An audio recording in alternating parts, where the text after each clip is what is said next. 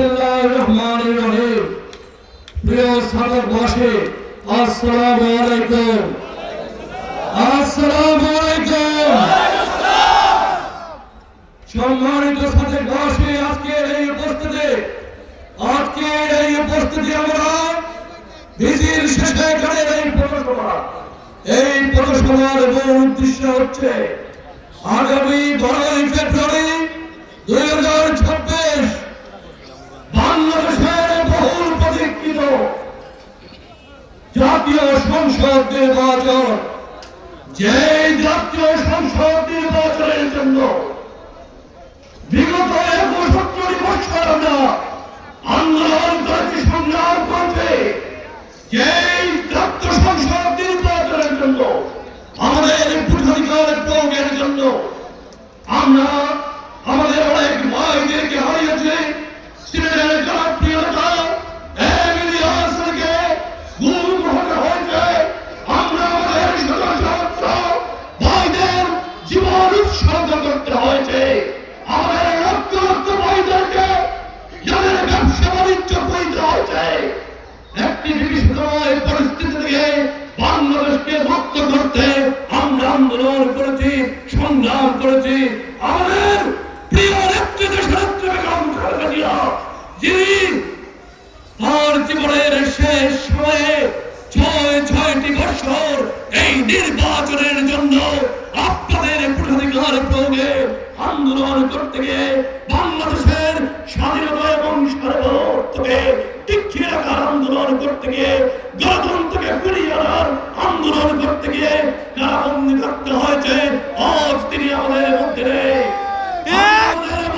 মহান নেত্রী দেশনেত্রী বেগম খালেদা জিয়ার জন্য এই সাতকের মাটি থেকে আজকে মহান আল্লাহর দরবারে দোয়া করছি, আল্লাহ যেন তাকে জান্নাতুল ফেরদৌস দান করে। সংগ্রামে উপস্থিতি, আমরা এমন এক নেতাকে নিয়ে আজকে এখানে দাঁড়িয়েছি, জনাব করিমউদ্দিন আহমেদ মিলন। যে নেতার উপর আপনারা এই সাতক দূরে বসে বারবার আস্থা রেখেছেন, বারবার আপনাদের বিশ্বাস রেখেছেন, বারবার আপনারা ভোটাধিকার আপনাদের মূল্যবান ভোট দিয়ে যাকে নির্বাচিত করে সংসদে পাঠিয়েছেন, সেই নেতা জনাব করিমউদ্দিন আহমেদ মিলন।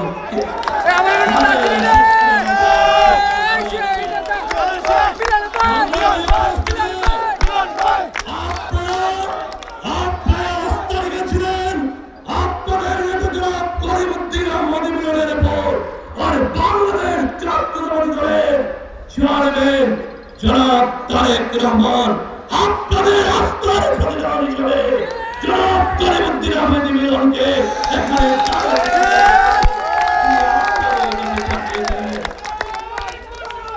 সম্মানিত উপস্থিতি,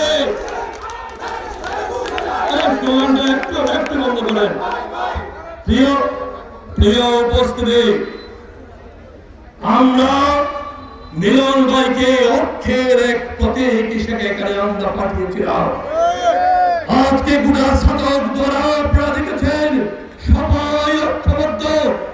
প্রত্যেকটি দলে যখন নির্বাচন আসে একের বেশি 2জন 3জন প্রার্থী থাকে। বিএনপির মতো একটি বিশাল সমুদ্র, এই বিশাল দলে প্রার্থী থাকাটাই স্বাভাবিক।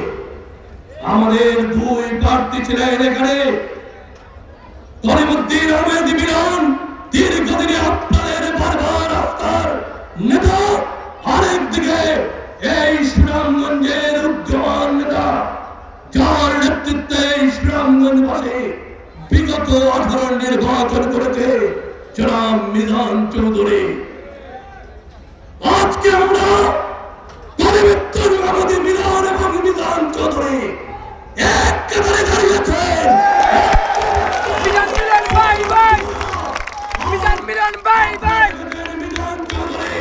সম্পূর্ণভাবে করিমউদ্দিন আহমেদ মিলনের সাথে মিলে প্রতিটি স্তরে কাজ করেছেন। বিএনপি আজ এক এবং ঐক্যবদ্ধ, আর এই এক এবং বাংলাদেশের টেকনাফ থেকে তেতুলিয়া পুরস্কারে নেই। আজ সারা বাংলাদেশের দাঁড়ের শীষের যে বিজয়ের রথ শুরু হয়েছে, আপনারা দেখেছেন গত 22 জানুয়ারি আমাদের নেতা তারেক রহমান এই সিলেট থেকে, সিলেট এবং সুনামগঞ্জবাসীকে একসাথে নিয়ে সিলেটের আলিয়াবাদ সমাজে শাহজালাল শাহপুরানের মাজার জিয়ারত করে নির্বাচনী কার্যক্রম শুরু করেছে।